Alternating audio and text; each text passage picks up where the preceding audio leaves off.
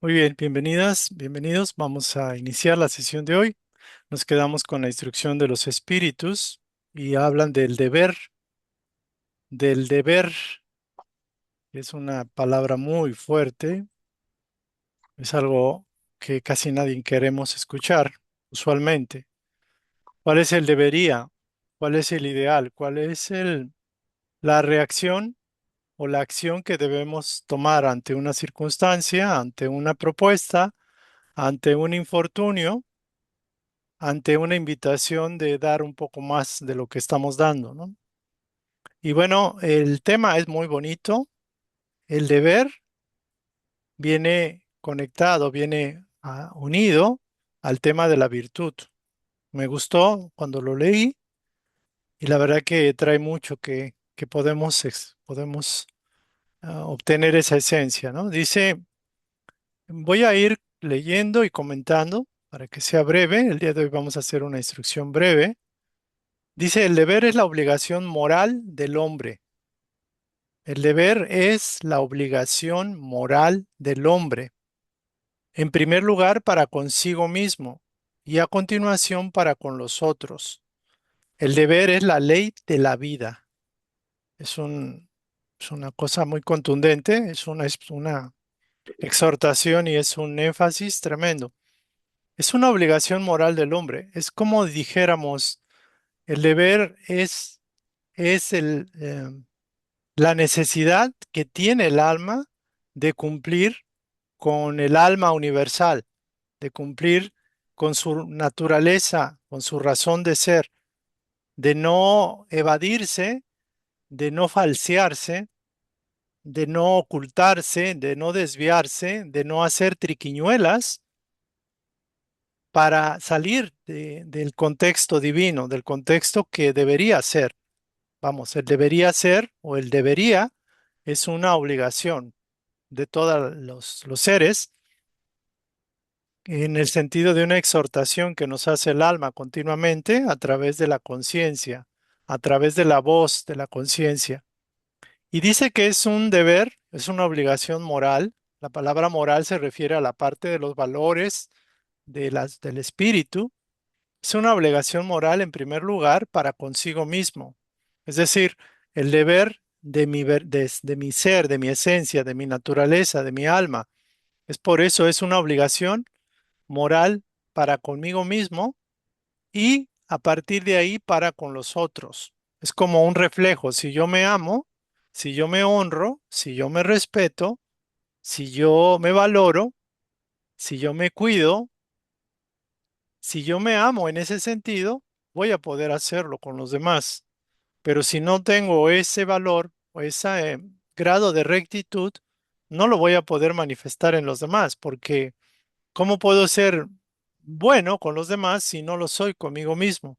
¿Cómo puedo respetar a los otros si no me respeto a mí mismo? ¿Cómo puedo amar a alguien más si no me amo a mí mismo? Entonces, primero es para con uno y luego para con los demás, y no es un sentido, veámoslo, de orgullo o de egoísmo. O sea, es una obligación moral, es como el debería ser, el debería actuar, el debería pensar, el debería sentir. Y el deber es la ley de la vida. En la medida que faltemos a este deber, en esa medida la vida nos va a pedir cuentas, nos va a exigir. Y en esa medida podemos ver que si no hemos aplicado el deber, si no nos hemos corregido, si no nos hemos alineado al debería, al buen uso de la energía creativa, al correcto discernimiento, la correcta actitud mental, la vida nos va a devolver los efectos de esa desviación, de ese desajuste que estamos manteniendo. Entonces, el deber es como algo muy sagrado. De hecho, el deber vivir, el deber de vivir de manera, digamos, recta, honesta, ecuánime, equilibrada, alineada con Dios en primera instancia, por sobre todas las cosas, es estar alineado con la propia alma, con el propio ser. Y después lo hace uno con los demás. Entonces, ese deber moral ciertamente va más allá de de la cultura, más allá quizás de la educación, que obviamente muchas veces se imponen creencias en la cultura o en la raza donde estemos. Pero como en todo sentido, no debo de hacer a alguien lo que no quisiera para mí y debería hacer con el otro como lo quisiera para mí. Estas frases ya son muy conocidas por todos, pero quizás pocas veces las hemos profundizado. Y aquí no lo recuerdan. Entonces, dice, en el orden de los sentimientos, el debería es mentalmente como lo deseable, como la parte así como debería ser, pensar de esta forma, actuar de esta forma, tener la actitud correcta. Pero en cuestión de sentimientos hay otra cosa. Es muy difícil que se cumpla porque se halla en antagonismo con las seducciones del interés y del corazón. Entonces hay una parte nuestra que quiere los deseos, el interés, la seducción de lo que nos apetece y que no necesariamente lo merecemos, pero lo queremos, por ejemplo, o no esperamos el tiempo para merecerlo, o nos importa poco si somos merecedores de lo bueno, de lo bello, de lo armonioso, en el sentido de que si tenemos los méritos para tener eso, que la mayoría tenemos un instinto de evadirnos, de brincarnos las trancas y de pasarnos los requisitos que se fundamenta el orden, el equilibrio. Y el corazón o los deseos mandan. Entonces, muchas veces la persona siempre dice quiero y me debería la vida tratar así. Debería responderme, debería tener tal o cual cosa, por ejemplo.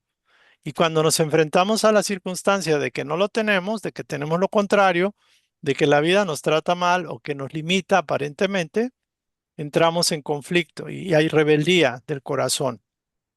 Entonces también cuando alguien cumple el deber, por ejemplo, el deber de los hijos para con los padres, muchas veces esas victorias de dominio sobre su propio ego, pues no reciben aplauso y ni siquiera nadie las ve.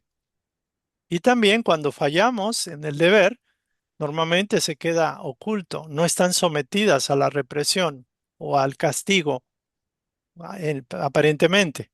Por ejemplo, si yo abandoné a alguien que precisaba de mí, por ejemplo, un hijo o una hija o una pareja, por ejemplo, o los padres mismos, esa derrota, de autoderrota, el debería que no lo hice, por ejemplo, se queda no como castigo.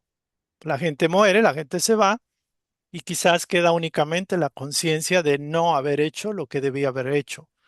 Pero ciertamente no se reprime al individuo que abandona a la esposa, que abandona a la madre, que abandona a los hijos, por ejemplo, o el trabajador que falta a su trabajo y que hace las cosas a la ligera.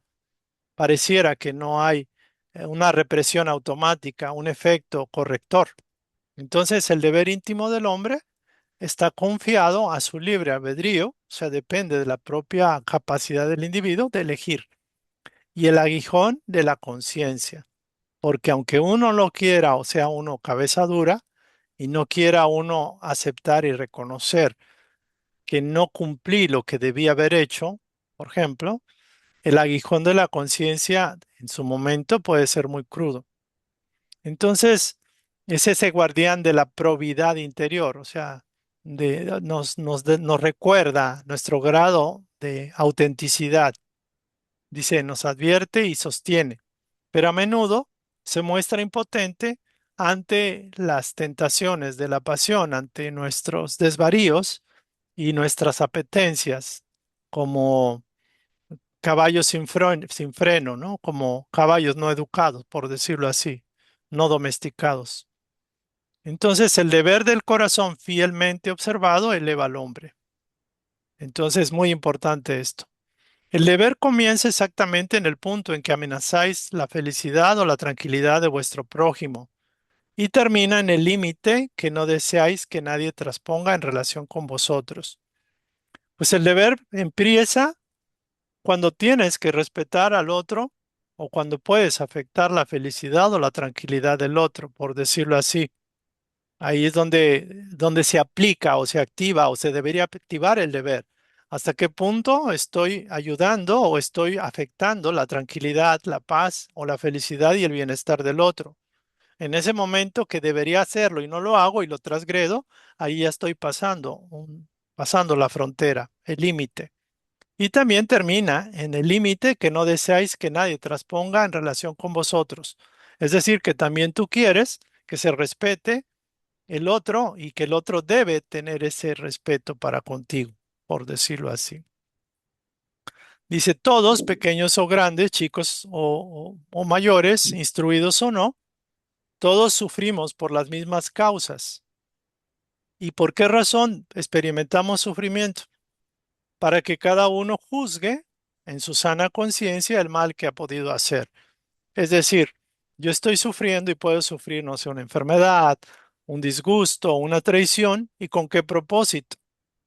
Con el propósito de que tenga la valoración de que eso que estoy padeciendo, quizá lo estoy padeciendo en gran medida porque me lo merezco, pero también como un recordatorio de que debo de evitar que eso yo provoque en los demás. Entonces es muy importante que inclusive el dolor y el sufrimiento tiene un motivo, tiene un propósito y un sentido en el deber o en el debería. Por ejemplo, dice uno, bueno, siento una enfermedad, una molestia, eh, un achaque de vejez y debo recordar que tengo a mi padre o mi madre ya mayor y que ella tiene o él tienen achaques fuertes. Entonces, al yo sufrir hasta cierto punto ese malestar o esa incomodidad, puedo darme una idea de cómo puede ser una situación mayor, de mayor edad, una persona, sea de la familia o no. Y también, al compartir ese sufrimiento, me hace parte de la colectividad, me integra más si lo sé ver de esa forma. Y si lo veo como que, ay, pobrecito de mí, me está doliendo, me afecta a mí únicamente, pues ahí sí hay orgullo solapado. Y el deber de entender el sentido del dolor como algo que me puede ayudar y verlo como una amenaza, como algo que no es justo, entonces estoy fallando en el criterio mental, en la aceptación de esto. Entonces la igualdad ante el dolor es una sublime previsión de Dios, aunque suene algo así como bárbaro. La igualdad ante el dolor, porque todos somos iguales ante el dolor y el sufrimiento, es una sublime previsión de Dios que quiere que sus hijos, instruidos por la experiencia en común, no cometan el mal alegando que ignoran sus efectos. Si a mí me está pasando que me mordió un perro o me atropelló un camión, no voy a llevar un perro para que muerda a otra persona o voy a llevar un auto y atropellar a alguien, por ejemplo. Entonces, cuando alguien sufre, es una recordación de que no debe hacer sufrir al otro de esa forma. Es como decir, experimento algo, debería volverme más solidario y más empático con aquel que sufre algo que yo ya sufrí en el pasado o que lo estoy sufriendo. Entonces nos vuelve más solidarios, más compasivos, más fraternos. El deber es el resumen práctico, y aquí ojo, el deber es el resumen práctico de todas las reflexiones morales. Esto es una frase, pero tremendamente potentísima, que se nos puede pasar. O sea, que si no la vemos con detenimiento, el deber es el resumen práctico, es como la conclusión definitiva de todas las reflexiones morales. Es decir, si llegamos a la comprensión en este sentido de que todo nos lleva al deber, de todo nos conduce al respeto y a la disciplina por el deber. Es el resumen práctico de todas las reflexiones morales que podamos hacer y alcanzar. Entonces, cuando logramos entender esto y reflexionamos en el sentido de que lo más importante es el deber como criaturas divinas, el deber para con el Padre, con la fuente única, en primera instancia, que es con nuestra propia alma, finalmente, y que eso se traduce en el deber para con el prójimo, como a uno mismo. Es muy importante esto. También el deber es la valentía del alma que afronta las angustias de la lucha. Entonces, una persona que está sufriendo y experimentando algo, o que tiene que hacer algo que le cuesta trabajo, que le causa miedo, o que se acobarda porque es lo que debo de hacer, inclusive hasta dar la vida por un ideal de liberación humana, En el caso de aquellos personajes que hacen suya una causa social, por ejemplo, llegan al grado de compenetración con esa causa que si es preciso y necesario sacrificar o dar su vida o dedicar todo el tiempo de su vida a ese ideal, es una valentía del alma que logra a través del deber que debe de cumplir, que sabe que tiene que cumplir, superar, afrontar las luchas, la angustia de la lucha misma, el deber de hacer lo correcto aunque todo el mundo diga que eso no está bien, el deber de defender una verdad y de ser honesto y defender su propio criterio, por decirlo así, de lo que considera es correcto. Por todo, el deber es lo que menos se busca, es lo que más se rechaza, es lo que como causa incomodidad en todos lados. Es como el maestro, es el espíritu maestro de todos nuestros procesos para evolucionar. Es austero y es dócil. El deber es austero y es dócil. Y el deber te fortalece cuando tú lo fortaleces en tu vida. Entonces, permanece inflexible ante las tentaciones. Alguien que sabe que es su deber, no le importa lo que tenga que hacer, el sacrificio de sí mismo inclusive de sus propias necesidades o deseos personales. Antepone el deber a su propia necesidad, de su ego, por ejemplo. El hombre que cumple su deber ama a Dios más que a las criaturas y a las criaturas más que a sí mismo. O sea, cuando decimos, ¿y cómo puedo amar más a Dios sobre todas las cosas? Ah, pues cumpliendo el deber de ser una chispa divina que busca actuar de manera recta, correcta, honesta, conforme a la verdad, conforme al amor, conforme a la libertad que Dios le dio. Dice, es al mismo tiempo juez y prisionero en su propia causa. El deber no pregona hacia afuera. El deber es como el juez que se vuelve prisionero de su propia causa. Bonito, bonito texto. El deber es el más hermoso galardón de la razón, porque el tiempo y las circunstancias pueden ser que nos nublen el entendimiento, pero tarde o temprano, quien cumple su deber, quien es honesto, íntegro consigo mismo, con su alma, mejor dicho, tarde o temprano la razón le da el galardón, le da el triunfo, el trofeo, al deber cumplido, pese a todo y contra todo. Entonces el hombre debe amar el deber, no porque éste lo preserve de los males de la vida.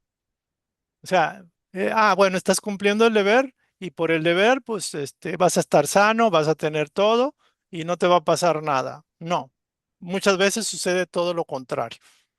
El deber no te va a preservar de los males de la vida porque no ese es su objetivo.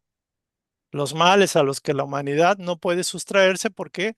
Porque por alguna razón tenemos que pasar experiencias dolorosas de sufrimiento, tenemos que pasar pruebas, tenemos que aprender, equivocarnos, caernos, y a lo mejor nadie nos va a rescatar en ese momento, pero mientras sigamos con conciencia y con el soplo de vida, así sea de vida espiritual, estamos en el proceso.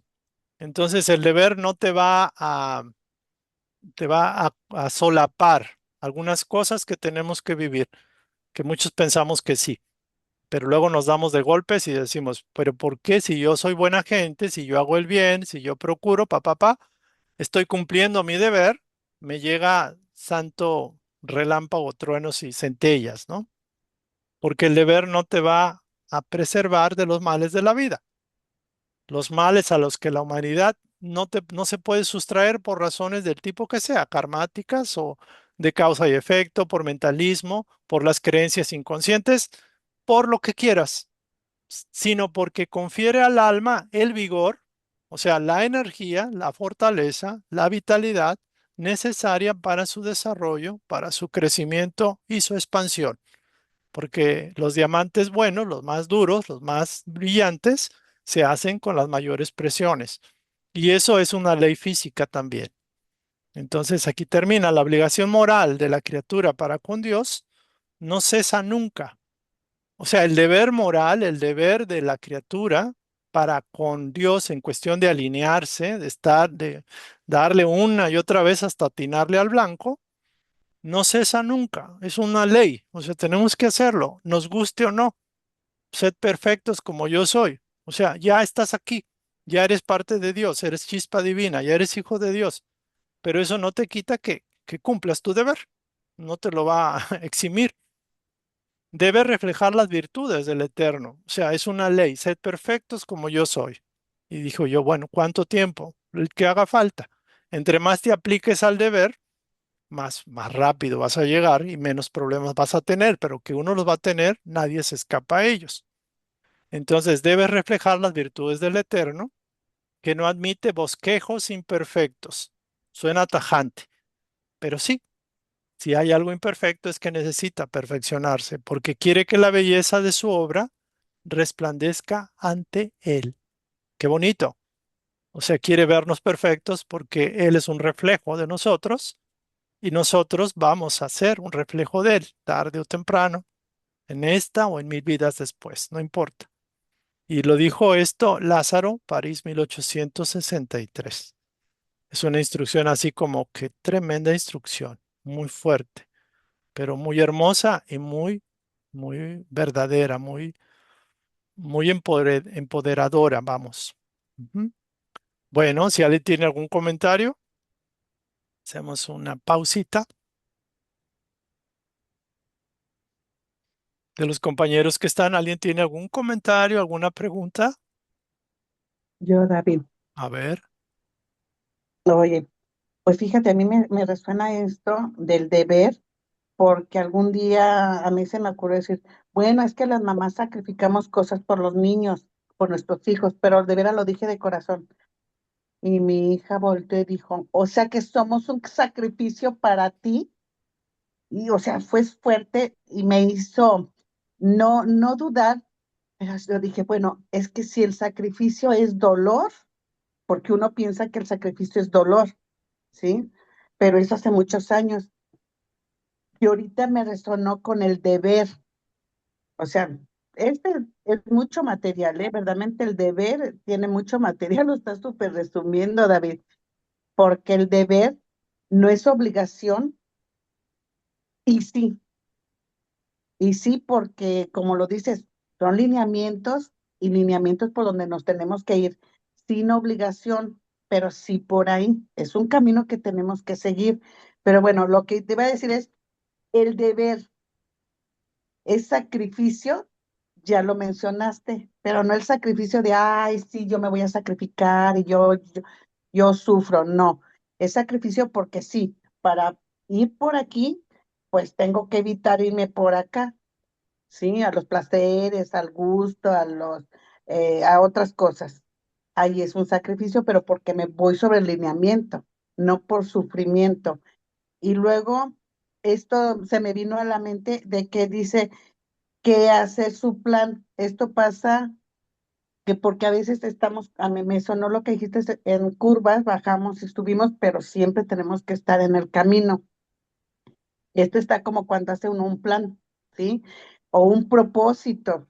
Oye, estoy llena de energía, o yo, mi plan, o un negocio que voy a, y bueno, lo veo todo, lo visualizo, lo hago, le empezamos, le invierto, pero no siempre tiene uno la energía alta, ya sea en la misma semana, ya sea en el mismo mes, o en algún mes del año, estos son los ciclos circadianos, pero yo tengo que tener o hasta apuntar cuál es mi propósito para cuando baje esa curva, diga, no, pues como que siempre no, y no, pues que quién sabe, tener algo que me recuerde. Yo siempre me digo, cuando tengo esos bajones, digo, a ver, no, Patricia, aunque tú no te acuerdes, por algo lo empezaste. Y si lo empezaste fue por algo, ya llegarás, y a mí me ha ayudado mucho esa parte.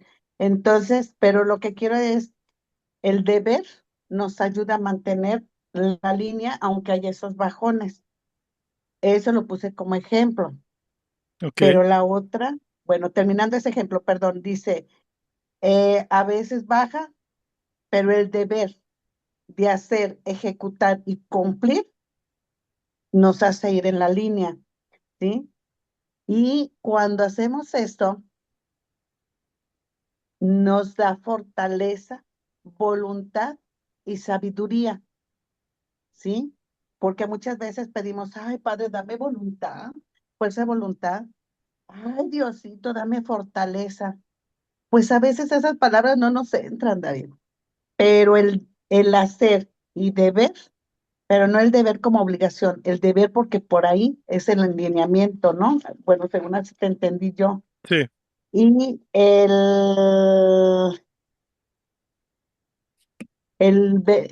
una parte que dijiste, no, pues es que yo, ¿cómo es amar a Dios?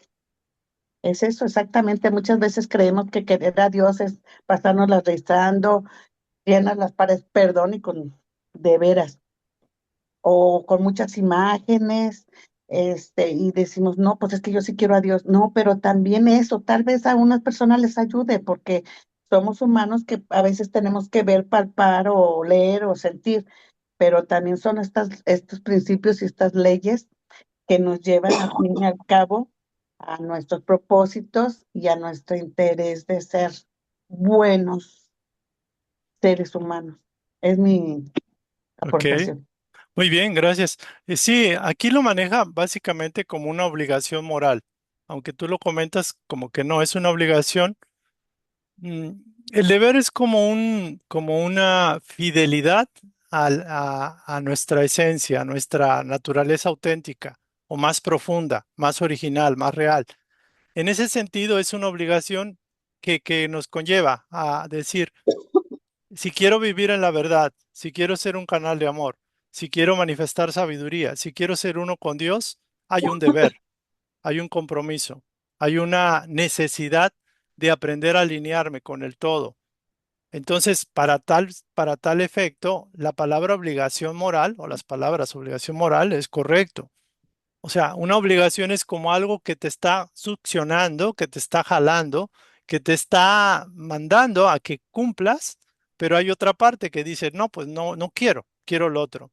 Ahora, el no cumplir, el debería y no hacerlo, también tiene sus ventajas en el sentido de que te retroalimenta. Cuando alguien no cumple, se vuelve más débil.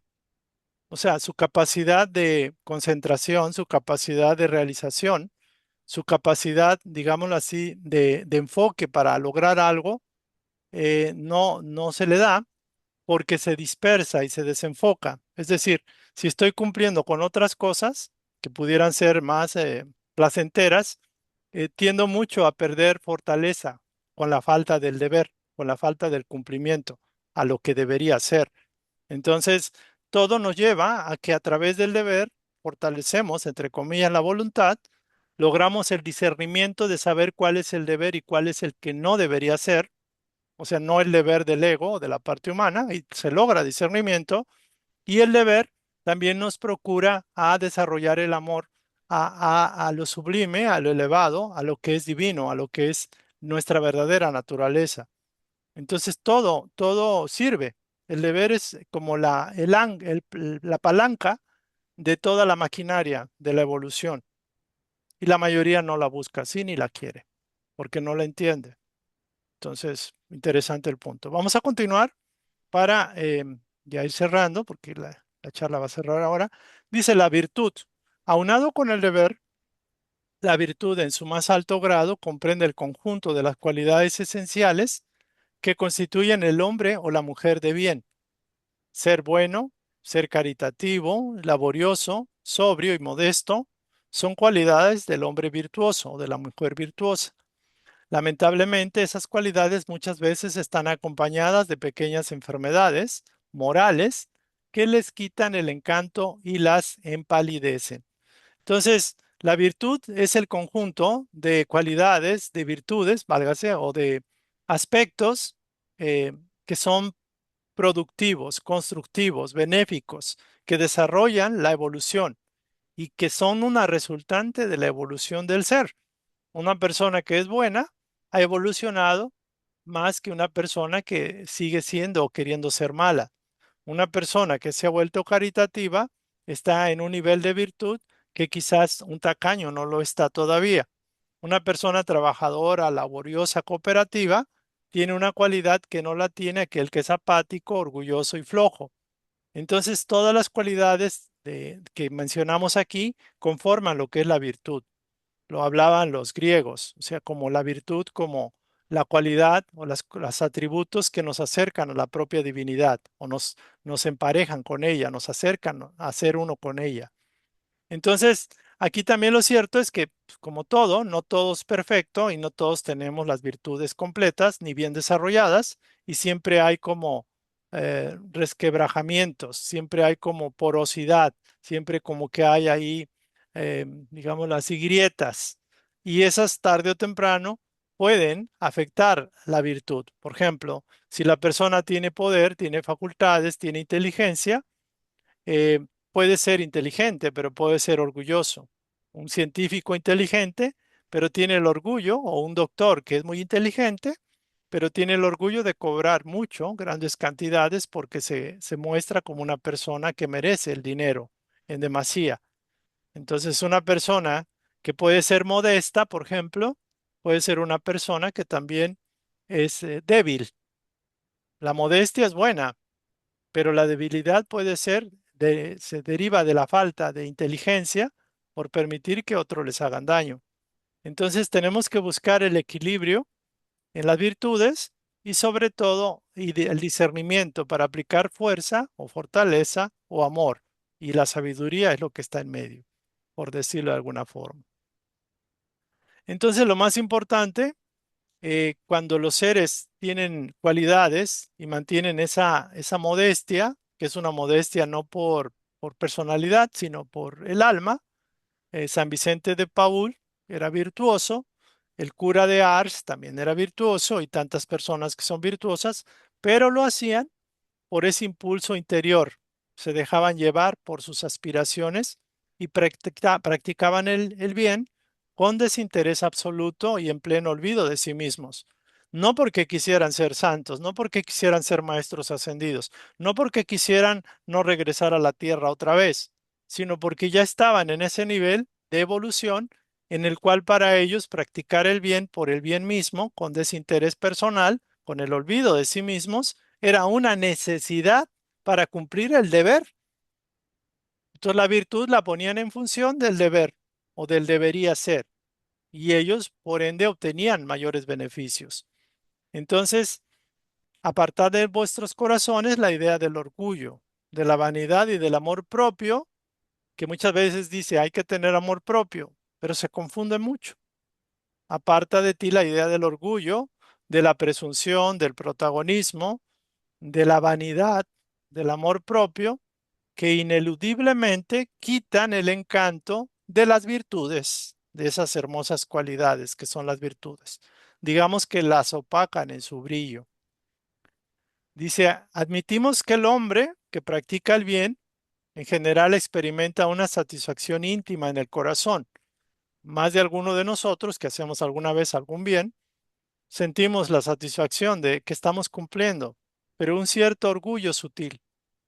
Y eso puede ser válido porque mucha gente necesita reconocimiento, una palabra de aliciente, de gratitud, de que, mira, vas muy bien, felicidades, estás haciendo un gran servicio, etcétera. Pero eso es válido hasta cierto punto. Para muchos otros ya no hay necesidad de esas retroalimentaciones positivas, pero para muchos sí.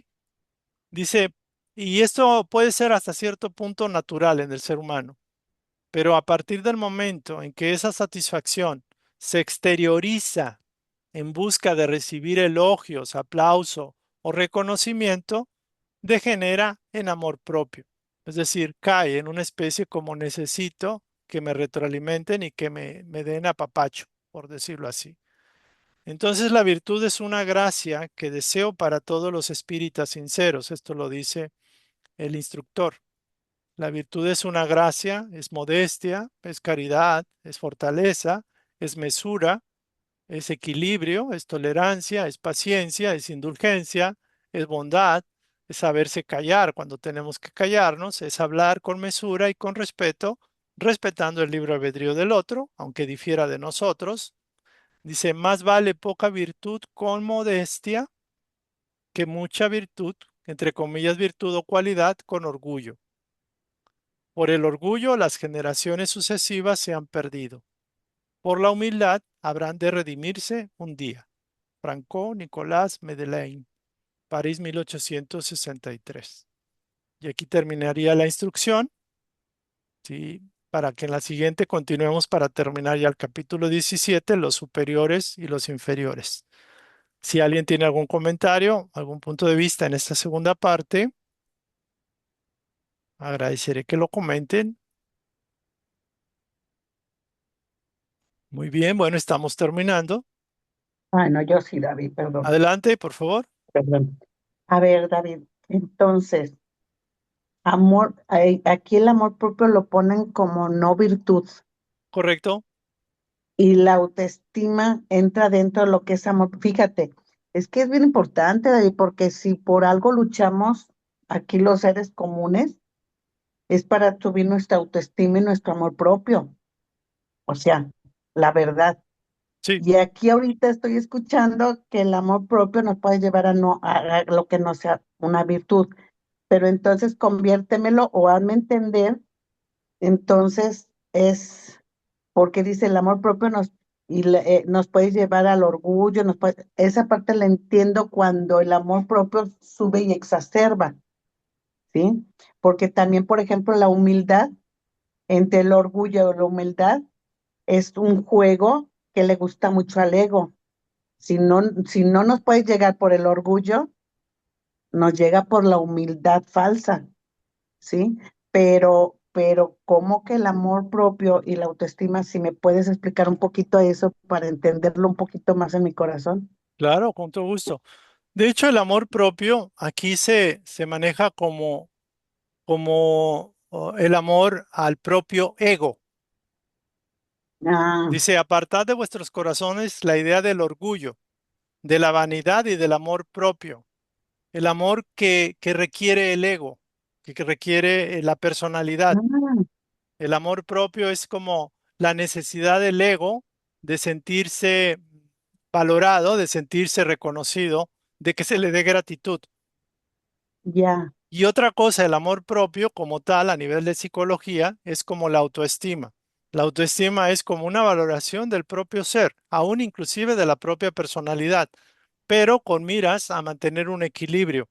O sea, no como voy a amar mi personalidad en el sentido como tal, sino que eh, voy a reconocer que mi personalidad está en proceso de crecimiento y que bien que mal es muy valiosa y cumple su propósito y lo ha cumplido de estar yo encarnado y de estar relacionándome con los demás y con el entorno y con los problemas, etcétera. En ese sentido, valoro mi personalidad. Hay amor propio para mi personalidad. Pero el amor propio auténtico, el amor propio, es un amor completo y es un amor que no nos ciega. El amor propio se refiere al amor a mi personalidad, el amor a mi yo superior, que soy yo, el amor a mi conciencia, a mi cuerpo, a mi persona, a mi integridad como hijo de Dios o hija de Dios. Ese es el amor propio auténtico, por decirlo así. Y el amor ok, propio al que hace referencia aquí es el amor jalado o que lo jala el ego para su propia satisfacción, su propio beneplácito, su propio aplauso y que se sienta bien. Entonces la mayoría busca, como diciendo, es que esto, o sea, es amor propio y ahí se confunde. Entonces creo sí, que sí, ese sí. sería el amor propio aquí, es el amor al ego, egocéntrico, ¿sí? Ok, es como, no es lo mismo decir, amo mi cuerpo porque soy guapa, atractiva, seductora, ese es un amor propio del ego, a Correcto, decir, me quiero como hija de Dios en este cuerpo que me permite moverme, amar, sentir, ese ser sí me amo, pero por lo que soy. Bueno, las dos correcto. son como blusas, pero uno lo lleva al otro. Es tal vez un ejemplo muy, pero Puede ser como que muy bueno, pero muy, aquí el punto, el amor propio mal entendido, el amor propio desvirtuado, o sea, el amor al ego, se da cuando hay un sentido de comparativo con los otros. Por ejemplo, mm, usando tu ejemplo, ujú, amo mi cuerpo por lo que quieras, porque es más bonito que el de la otra o que el del otro. o está Mm, mejor, o soy más fuerte que aquel o aquello.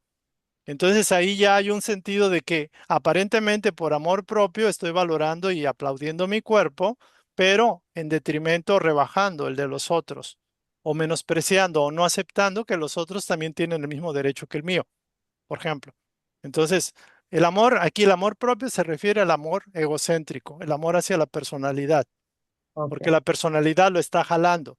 El amor propio se refiere cuando la conciencia despierta a que se ame a sí misma y amándose a sí misma puede amar bien y en equilibrio a los otros. Entonces, ese es el amor del alma hacia sí misma, está incluyendo su eso, cuerpo, el amor. etcétera. ¿Sí? Muy bien. Gracias, David, gracias. Gracias. Bueno, aquí cerramos. Ya está, aquí terminaríamos. Si hubiese alguna pregunta o comentario adicional, es una charla bonita. Yo sí lo enfatizo, releerla una y otra vez porque hay mucho que tiene que dar y que prácticamente estas son las dos claves, los dos pasos para el proceso de nuestra evolución. Lo que es el deber, que eso cada vez que tomemos una decisión, cuando tenemos que tomar una decisión, este es mi deber, o sea, como hijo de Dios, como hermano de la humanidad, como un ser que vino y encarna y está con un proceso para evolucionar y servir. ¿Es mi deber? Es un deber interno del alma, del espíritu. Es un deber que Dios me lo está confiriendo ahorita, que lo tengo. Y la otra, ¿cuál es la cualidad o la virtud? ¿Cuál es el aspecto que debo desarrollar para lograr ese deber? Entonces, el cumplimiento del plan de vida, por ejemplo, el plan de vida que debería ser como el eje de todos nosotros, va relacionado con el deber que me corresponde en esta etapa de mi evolución, el deber que en esta, que específicamente me toca aquí.